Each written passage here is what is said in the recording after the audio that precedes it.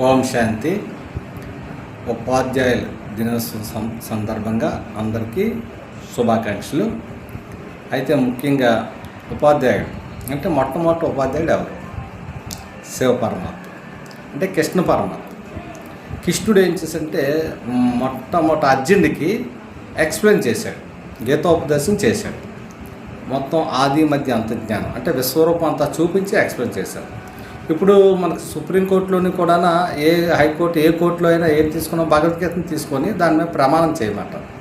So దాని ఆధారంగా అయితే అది అలాగే మనకి 5th సర్వేపల్లి రాధాకృష్ణ గారు ఉన్నారు. సర్వేపల్లి రాధాకృష్ణ గారు ఆయన పేరులోని కూడా కృష్ణ అని పేరు ఉంది. సో 5వ తారీఖున వచ్చింది.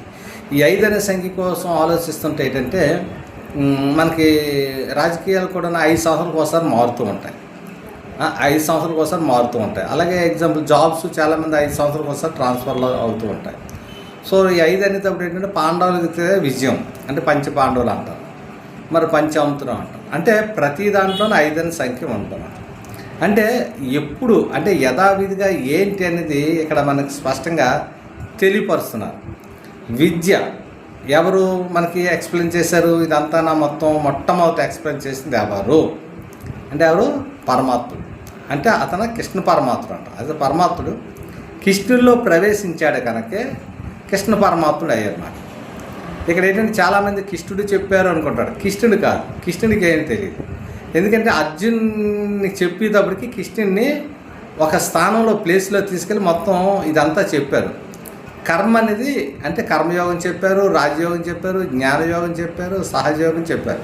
పరమాత్ముడు మొత్తం 4 వీటికి కోసం 4 వైపుల నుంచి చెప్పుకొచ్చారన్నమాట. అయితే ఇక్కడ మొట్టమొదటి మనం చెప్పుకొని వచ్చేస్తున్నాం. ఇక్కడ ఏంటంటే ఆత్మజ్ఞానం. భగవద్గీతను స్టడీ చేస్తే అందులో కూడా చెప్పారు. అంటే ఆత్మ ఏంటో వచ్చేస్తుందంటే ఒక వస్త్రాన్ని వదిలి ఇంకో వేరే వస్త్రం ధరిస్తుంది అన్నారు.